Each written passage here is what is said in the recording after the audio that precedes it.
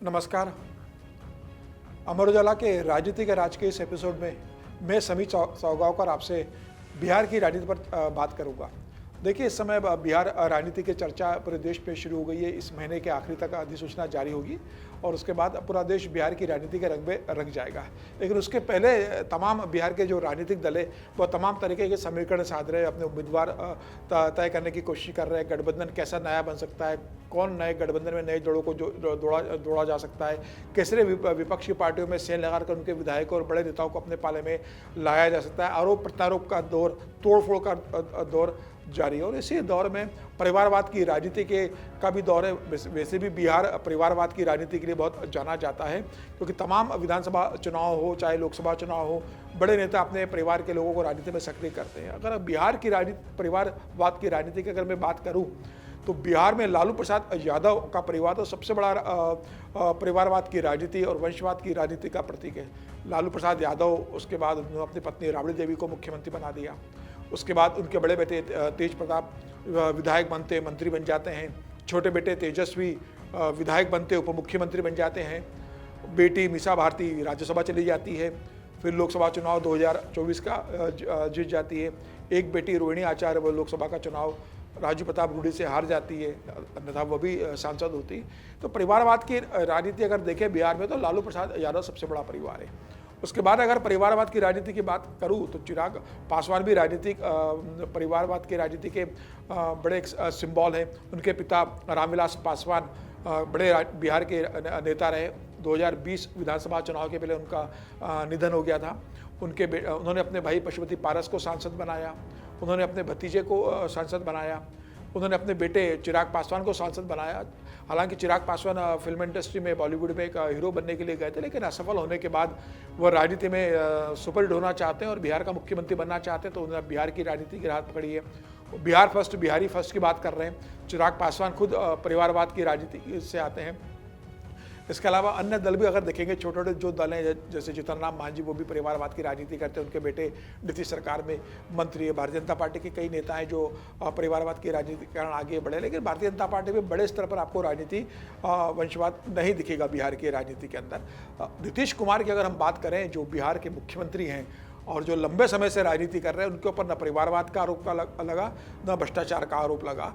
और नीतीश कुमार इसी मामले में लालू प्रसाद यादव या रामविलास पासवान या दूसरे तमाम नेताओं से अलग खड़े होते हैं कि वह न परिवारवाद की राजनीति करते हैं, न भ्रष्टाचार का उनके ऊपर 1 रुपये का कभी आरोप लगा। और इसी कमाई ने नीतीश कुमार को एक बड़ा नेता बनाया और भारतीय जनता पार्टी के साथ लंबे समय तक गठबंधन में रहने का एक बड़ा कारण यह भी रहा कि नीतीश कुमार की सार्वजनिक जीवन बहुत साफ सुथरा रहा है, उनके ऊपर किसी तरह का आरोप नहीं था।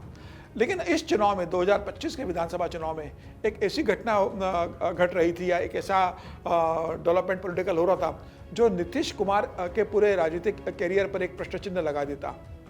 हुआ यह कि नीतीश कुमार के बेटे निशांत, जो अभी उम्र में 50 साल के हो चुके हैं, अभी राजनीति में सक्रिय नहीं हो। नीतीश कुमार ने कभी उन्हें राजनीति में सक्रिय नहीं किया। उन्होंने अपनी इच्छा नीतीश कुमार को बताई इस बार और कहा कि मैं विधायक बनना चाहता हूँ, मैं सक्रिय राजनीति में आना चाहता हूँ। नीतीश कुमार पहले इसमें सहमत नहीं हुए, लेकिन जब बेटे निशांत का दबाव पड़ा और पार्टी के कुछ नेताओं ने भी निशांत को इस बात के लिए सहमति दी कि वो राजनीति में आ सकते हैं और सक्रिय राजनीति में आना चाहिए, तो निशांत के दबाव के बाद नीतीश ने अपने करीबी मित्रों, जिसमें लल्लन सिंह है जो अभी मोदी सरकार में मंत्री है, संजय झा है जो अभी कार्यकारी अध्यक्ष है, और दूसरे 2-3 अपने भरोसेमंद नेताओं से बात की और कहा कि निशांत राजनीति में सक्रिय होना चाहते हैं।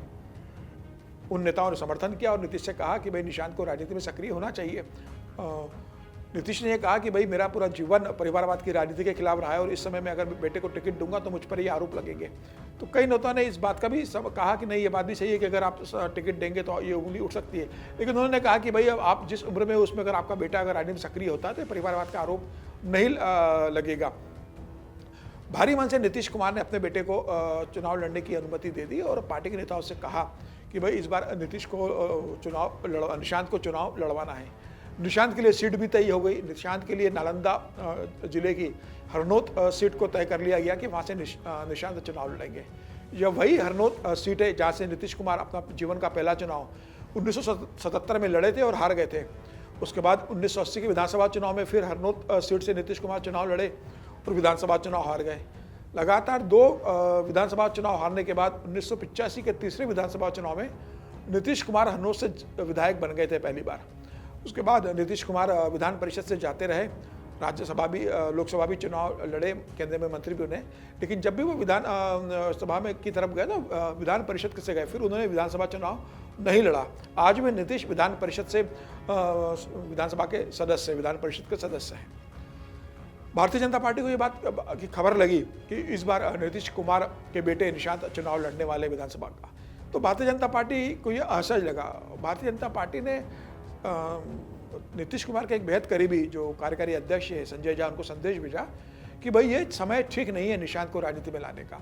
हम लगातार लालू प्रसाद के परिवारवाद और भ्रष्टाचार के खिलाफ आरोप लगाते रहे, हम परिवारवाद की राजनीति के खिलाफ प्रधानमंत्री नरेंद्र मोदी लगातार आक्रामक रूप अख्तियार करते हैं, और ऐसे में अगर इस चुनाव में निशांत कुमार चुनाव लड़ते और विधायक बनते हैं तो जो नीतीश कुमार और लालू प्रसाद यादव का जो फर्क है, परिवारवाद की राजनीति न करने का और भ्रष्टाचार न करने का, उसमें परिवारवाद का आरोप फिर नीतीश पे भी लगेगा। अगर फिर विपक्ष ये कहेगा कि भाई नीतीश भी परिवारवाद की राजनीति कर रहे हैं, तो हमें बड़ा मुश्किल होगा उस बात को डिफेंड करना, और हमारी परिवारवाद के खिलाफ जो राजनीति है नरेंद्र मोदी करना चाहते हैं, उसकी धार कमजोर पड़ेगी। नीतीश कुमार के पास संदेश पहुंचा, नीतीश कुमार ने इस पर सहमति जताई, और फिर तय हुआ जनता दल यूनाइटेड का बड़े नेताओं की बैठक भी इसमें तय हुआ कि निशांत इस चुनाव में नहीं लड़ेंगे। और भारतीय जनता पार्टी ने समझाया कि भाई निशांत को सिर्फ विधायक बनना जरूरी नहीं, निशांत नीतीश कुमार के बेटे हैं। भारतीय जनता पार्टी नीतीश कुमार के साथ है, भारतीय जनता पार्टी नीतीश कुमार का बहुत सम्मान करती है, नीतीश कुमार एनडीए का हिस्सा है, और समय आने पर भारतीय जनता पार्टी खुद मदद करेगी। निशांत को विधान परिषद भेजने की बात हो, विधायक बनाने की बात हो, या भविष्य में राज्यसभा सांसद बनाने की बात हो, तो आने वाला समय में निशांत के लिए तय किया जाएगा कि भूमिका क्या रखना है उनके लिए। अभी तुरंत उन्हें विधानसभा चुनाव लड़ने से बचना चाहिए। नीतीश ने फिलहाल ये बात मान ली है और अपने बेटे निशांत को भी बात समझा दी कि भाई अभी आप विधानसभा चुनाव मत लड़िए। हालांकि निशांत की पूरी कोशिश है कि वो चुनाव लड़े, लेकिन निशांत की इच्छा पर नीतीश कुमार ने अभी पूर्ण विराम लगा दिया है। इसके पीछे जो समीकरण था, उसके पीछे ये समीकरण भी नजर आता है कि भारतीय जनता पार्टी नहीं चाहती थी कि इस समय निशांत सक्रिय राजनीति में आए, क्योंकि भारतीय जनता पार्टी को लग रहा है कि इस विधानसभा चुनाव के बाद अपना मुख्यमंत्री बना लेगी। और ऐसी स्थिति में अगर निशांत विधायक बन जाते हैं और नीतीश कुमार के स्वास्थ्य को समस्या उत्पन्न होती है, तो जेडीयू निशांत को आगे कर सकती है कि भाई निशांत को मुख्यमंत्री बनाया जाए, या निशांत को उप मुख्यमंत्री के लिए पेश कर सकती है। ऐसे में भारतीय जनता पार्टी के लिए बड़ा मुश्किल होगा कि निशांत का विरोध करना।